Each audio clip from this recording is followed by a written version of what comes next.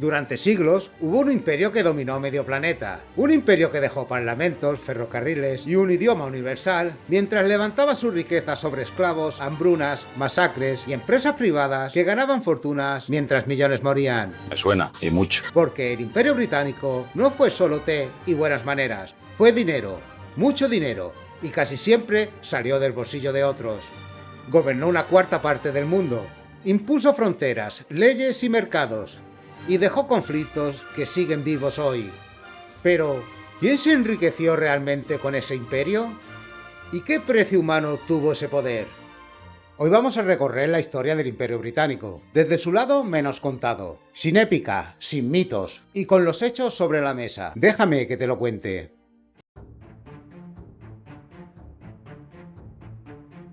A mediados del siglo XVI, Inglaterra no era un gran imperio.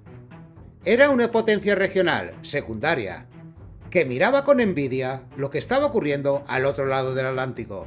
España había conquistado enormes territorios en América y estaba recibiendo toneladas de oro y plata. Portugal controlaba rutas comerciales clave y a Inglaterra le habían dejado fuera del reparto. Como no podía competir de frente, la corona inglesa optó por otro camino: robar. Pero no piratas cualquiera, piratas con permiso oficial. Las llamadas patentes de corso permitían atacar barcos españoles y llevar el botín a puertos ingleses, a cambio de compartirlo con la corona. Así, personajes como Francis Drake pasaron de ser piratas a héroes nacionales y almirantes reales. Y otros como Henry Morgan llegaron incluso a gobernar colonias, como Jamaica. El mensaje era claro: si el oro no podía conseguirse conquistando, se conseguiría asaltando. Pero la piratería no bastaba. El verdadero motor del Imperio Británico fue otro: las compañías privadas. Empresas con accionistas, beneficios y respaldo del Estado. Compañías como la Virginia Company recibieron monopolios comerciales y permisos para colonizar territorios enteros. No actuaban en nombre del pueblo inglés, sino en nombre del beneficio. Aquí aparece una diferencia clave con otros imperios. La colonización británica no estaba pensada solo para explotar, sino para instalar colonos con sus familias y crear pequeñas Inglaterras en ultramar. En 1607 se funda Jamestown, el primer asentamiento inglés permanente en Norteamérica. Los inversores esperaban oro, no lo hubo, pero encontraron algo casi igual de rentable: el tabaco. Las plantaciones crecieron rápido, y con ellas la necesidad de mano de obra barata. En 1620 llegan los puritanos a bordo del Mayflower. No venían solo a sobrevivir, venían a construir una sociedad a su medida. Para ellos, los pueblos nativos no eran habitantes legítimos, sino un obstáculo. El propio gobernador de Virginia escribió: Nuestra primera obra será expulsar a los salvajes para hacernos con todo el país. Es infinitamente mejor no tener paganos entre nosotros. Los hechos no se quedaron en palabras. La expansión colonial inglesa en América del Norte no fue solo despojo de tierras, fue violencia sistemática. En conflictos como la llamada Guerra del Rey Felipe entre 1675 y 1678, las poblaciones indígenas de Nueva Inglaterra sufrieron derrotas que redujeron drásticamente sus comunidades. Tras los combates y las represalias, miles de indígenas murieron y muchos pueblos quedaron prácticamente destruidos. Y la brutalidad fue incluso institucionalizada. Las autoridades coloniales de Nueva Inglaterra emitieron proclamaciones ofreciendo recompensas por cada cuero cabelludo indio que se presentara, incluso de mujeres y niños, como prueba de que habían sido asesinados. No fue un fenómeno aislado.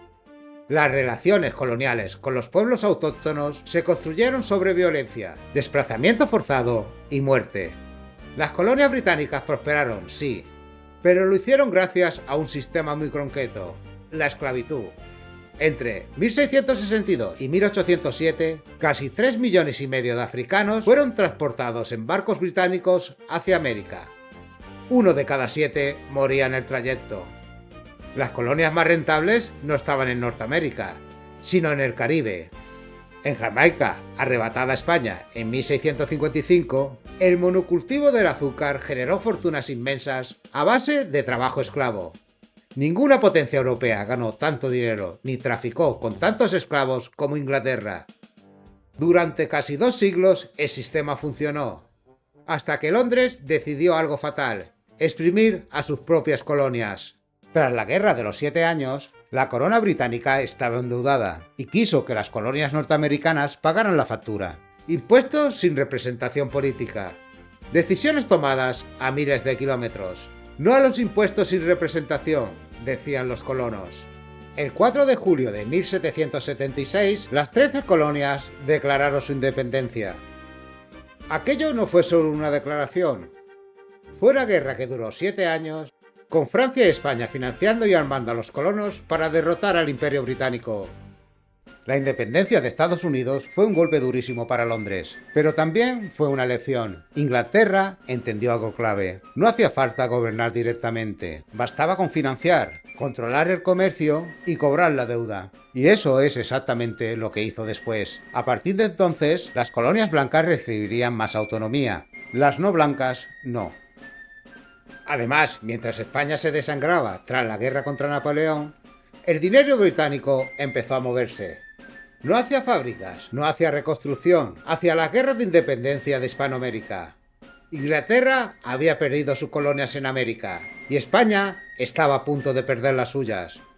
No llegaban como imperio, llegaban como bancos, empresas y préstamos. Y con esa lógica el imperio no hizo más que crecer. El más rentable, el más brutal y el más grande de la historia.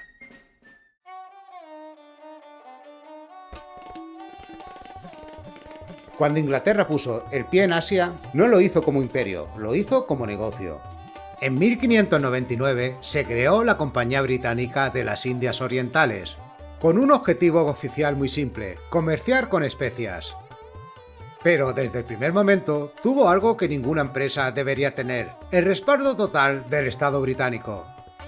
A comienzos del siglo XVIII, la India estaba dominada por el Imperio Mogol, uno de los más grandes y poblados del planeta, con más de 150 millones de habitantes. Frente a él no había un ejército europeo, había una compañía privada. La compañía no conquistó la India de golpe, la fue comprando, dividiendo y explotando. Aprovechó guerras locales, rivalidades internas y corrupción, y poco a poco pasó de comerciar a gobernar. Para mediados del siglo XVIII, la compañía ya tenía algo inaudito: un ejército privado de más de 200.000 soldados, la mayoría indios, los llamados cipayos, al servicio de intereses británicos.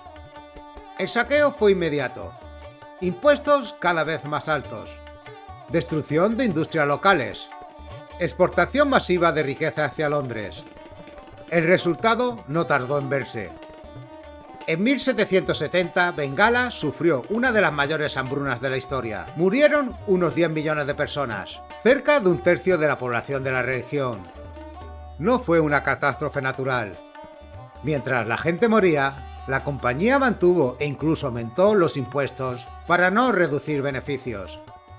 Los responsables regresaron a Inglaterra ricos. Se les llamó nabobs. Nadie fue castigado. En 1857 el sistema estalló. Los propios cipayos se rebelaron contra la compañía. La respuesta británica fue brutal: ejecuciones públicas, represalias masivas y pueblos enteros arrasados.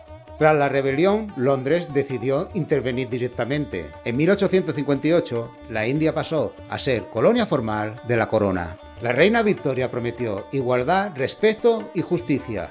Fue una mentira. Las hambrunas continuaron. Entre 1876 y 1878 murieron más de 5 millones de personas. Y en 1943, ya en plena Segunda Guerra Mundial, otra hambruna en Bengala causó más de 2 millones de muertos, mientras la India seguía exportando alimentos para el esfuerzo de guerra británico. En Londres, la reacción fue el desprecio. En reuniones de gabinete, Winston Churchill llegó a justificar la tragedia con comentarios abiertamente racistas, atribuyendo la hambruna a que los indios se reproducen como conejos y preguntando que, si pasaban tanta hambre, ¿por qué Gandhi no había muerto todavía? India no era un error del sistema, era el sistema. Y cuando algún país intentó resistirse, la respuesta fue aún más clara. China es el mejor ejemplo. A comienzos del siglo XIX, el Imperio chino intentó frenar la entrada masiva de opio, una droga que estaba destruyendo a su población. El opio lo vendía a comerciantes británicos, cultivado en las tierras de Afganistán británicas. Cuando China quiso prohibirlo, Inglaterra respondió con la fuerza. La primera guerra de opio estalló en 1839, la segunda en 1856.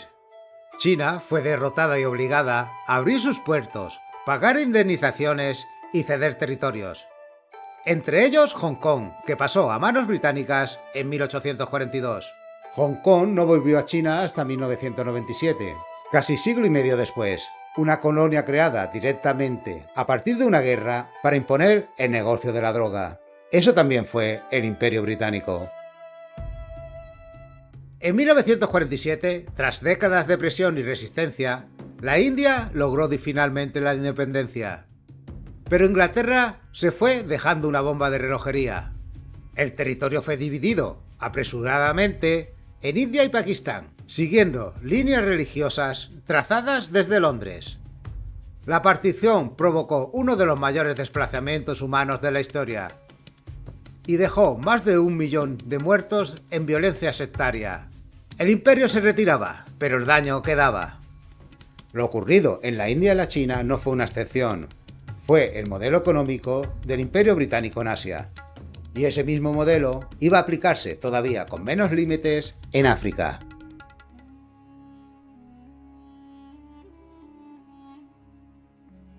Cuando el Imperio Británico empezó a perder el control directo de Asia, no se retiró del mundo, simplemente cambió de escenario. El puente entre Asia y África fue Oriente Medio. Durante el siglo XIX, la región era parte del decadente Imperio Otomano. Para Gran Bretaña tenía un valor estratégico clave: controlar las rutas hacia la India. En 1869 se inauguró el Canal de Suez, la arteria que conectaba Europa con Asia. 6 años después, el gobierno británico compró las acciones del canal. En 1882, directamente invadió Egipto. Egipto siguió teniendo gobierno propio, pero las decisiones reales se toman en Londres. Con la Primera Guerra Mundial, el cinismo imperial alcanzó su punto máximo. Gran Bretaña prometió a los árabes independencia si se rebelaban contra los otomanos. Al mismo tiempo, firmó en secreto los acuerdos Sykes-Picot con Francia para repartirse la región. Y en 1917 emitió la Declaración Balfour prometiendo un hogar nacional judío en Palestina. 3 promesas incompatibles, 3 traiciones. Tras la guerra, Gran Bretaña se quedó con Palestina, Irak y Transjordania como mandatos. Fronteras artificiales creadas desde despachos europeos que sembraron conflictos que siguen abiertos hoy. Palestina quedó bajo administración británica hasta 1948, Irak hasta 1932. Aunque bajo fuerte influencia británica durante décadas. No fue estabilidad, fue control. Mientras tanto, en el África subsahariana, el proceso fue aún más brutal. Desde el siglo XV hasta el siglo XIX, el gobierno británico fue uno de los principales actores del comercio de esclavos, transportando a millones de personas hacia América. Incluso después de abolir la esclavitud en 1807, Gran Bretaña siguió beneficiándose de economías construidas sobre ella. A finales del siglo XIX comenzó el reparto definitivo de África. En 1885, las potencias europeas se reunieron en la Conferencia de Berlín. África fue dividida como un mapa vacío, sin africanos en la mesa. Gran Bretaña se quedó con enormes territorios, desde Egipto hasta Sudáfrica. Uno de los principales responsables fue Cecil Rhodes, empresario, colonialista y supremacista convencido. Su sueño era unir el Cairo con el Cabo, bajo dominio británico. La resistencia fue aplastada. Entre 1899 y 1902, durante la Guerra de los Bóeres, Gran Bretaña inauguró algo que luego sería tristemente famoso: los campos de concentración. Más de 30.000 civiles murieron, 20.000 de ellos niños. También hubo campos para población negra africana, normalmente olvidados. El siglo XX no suavizó el imperio, lo volvió más hipócrita. Tras la Segunda Guerra Mundial, mientras hablaban de democracia, Gran Bretaña reprimía con extrema violencia cualquier intento de independencia. En Kenia, entre 1952 y 1960, durante la revuelta de los Mau Mau, Decenas de miles de personas fueron detenidas en campos. Hubo torturas, ejecuciones sumarias, castraciones y violaciones, todo documentado. En el Océano Índico, entre 1965 y 1973, los habitantes del archipiélago de Chagos fueron expulsados de sus islas para cedérselas a Estados Unidos y construir una base militar. Fueron abandonados en la miseria. Aún hoy reclaman justicia. África no fue civilizada, fue explotada. Y cuando el Imperio Británico empezó a retirarse, dejó tras de sí fronteras artificiales, economías dependientes y conflictos enquistados. No fue un error, fue el resultado lógico del sistema, porque el Imperio Británico no gobernó África para desarrollarla, la gobernó para extraer la riqueza. Y cuando dejó de ser rentable, simplemente se fue.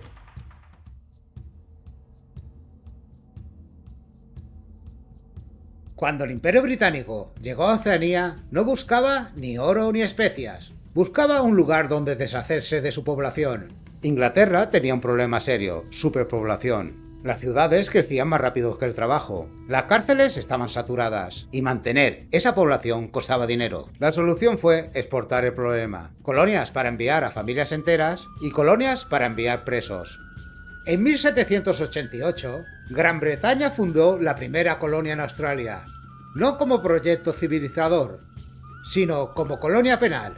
Entre finales del siglo XVIII y mediados del XIX, más de 120.000 hombres y 25.000 mujeres fueron deportados allí desde las Islas Británicas. Algunos por delitos graves, muchos otros por robar comida, ropa o una gallina. Australia no empezó como una nación, empezó como una cárcel gigante. Pero el problema no eran los presos, el problema eran los que vivían allí. Los pueblos aborígenes llevaban decenas de miles de años en el territorio. Para los colonos británicos simplemente no existían. Sus tierras fueron declaradas terras nullius, tierra de nadie. La expansión fue rápida y violenta. En Tasmania, entonces llamada Tierra de Van Diemen, la situación fue aún peor. A partir de 1828, el gobierno colonial declaró una guerra no oficial contra la población indígena. Se impuso la ley marcial, se autorizó a disparar a cualquier nativo que se resistiera. No fue una guerra en el sentido clásico, fue una caza. Se organizaron cadenas humanas de colonos armados para empujar a los aborígenes hacia zonas cerradas, sin escapatoria. En 1833, los últimos 220 supervivientes del pueblo tasmanio fueron capturados y deportados.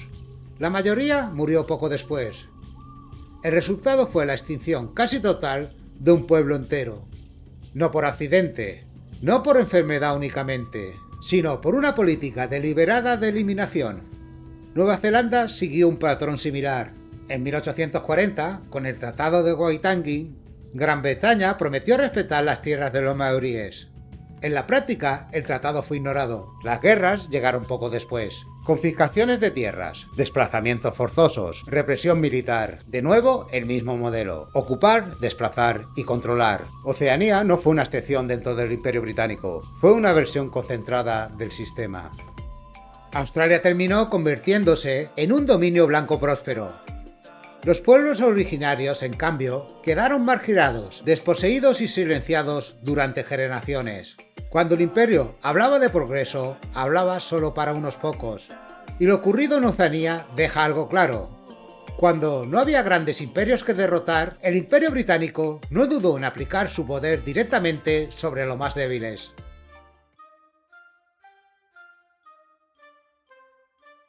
El Imperio Británico alcanzó su máximo tras la Primera Guerra Mundial. En 1920 dominaban cerca de una quinta parte de las tierras del planeta y gobernaban a más de 400 millones de personas. Nunca antes un imperio había sido tan grande, pero también nunca había sido tan frágil. La Primera Guerra Mundial no fue una victoria limpia, fue una sangría económica. Gran Bretaña salió endeudada, exhausta y dependiendo cada vez más de Estados Unidos. El imperio seguía existiendo, pero ya no se sostenía solo. En los años 20 y 30 del siglo XX, las colonias empezaron a costar más de lo que daban. El crack del 29 agravó el problema. Mantener ejércitos, administraciones y represiones constantes era cada vez menos rentable. Mientras tanto, los dominios blancos, Canadá, Australia, Nueva Zelanda, obtuvieron autonomía casi total. El imperio se fragmentaba por dentro. La Segunda Guerra Mundial fue el golpe definitivo. Gran Bretaña resistió, pero a un precio brutal. Para sobrevivir, hipotecó su economía a Estados Unidos. Al terminar la guerra en 1945 ya no era la primera potencia mundial, era un imperio endeudado en un mundo que ya tenía otros dueños. Las independencias se aceleraron, pero hubo un momento que simbolizó el final real del imperio.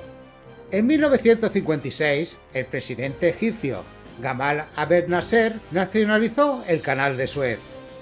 Gran Bretaña, junto a Francia e Israel, organizó una intervención militar secreta para recuperarlo. El plan fracasó. Estados Unidos condenó la operación. La Unión Soviética amenazó con intervenir. Gran Bretaña tuvo que retirarse, humillada, sin apoyo, sin poder real. Suez dejó algo claro al mundo: el Imperio Británico ya no mandaba. A partir de entonces, la retirada fue imparable, no por generosidad, sino porque ya no podía sostenerse. El imperio más grande de la historia terminó no con una gran derrota militar, sino con una pérdida total de influencia. El legado del Imperio Británico es doble. Por un lado, dejó parlamentos, infraestructuras, ferrocarriles y una lengua común. El inglés se convirtió en idioma global. Pero el precio fue enorme. Saqueo sistemático de 5 continentes, millones de muertos por guerras, hambruna y represión, pueblos exterminados y fronteras artificiales que aún hoy provocan conflictos. El Imperio Británico no fue una anomalía histórica, fue el resultado lógico de un sistema basado en el beneficio, la fuerza y la desigualdad. Un imperio construido con sangre, administrado con dinero y sostenido por empresas. Su sombra todavía está ahí, porque cuando el Imperio Británico cayó, no desapareció, cambió de manos. Estados Unidos no surgió contra ese sistema, surgió aprendiendo de él. Aprendió que no siempre hace falta gobernar colonias. Es más eficaz controlar la economía, las rutas comerciales, la moneda, las empresas. Aprendió de los errores del Imperio Británico y perfeccionó el modelo. No es una casualidad, son herederos directos. La misma élite económica, la misma lógica de poder, el mismo idioma, el mismo dinero. El Imperio Británico gobernó con banderas y virreyes. Estados Unidos lo hace con bases militares, deuda y corporaciones. Dos imperios distintos, un mismo sistema. Hoy, cuando algunos hablan de volver a hacer grande América, no están hablando de bienestar, están hablando de poder, de recuperar un mundo donde unos mandan y otros obedecen. Por eso, entender el Imperio Británico no es mirar al pasado, es entender de dónde viene el imperio que domina el presente.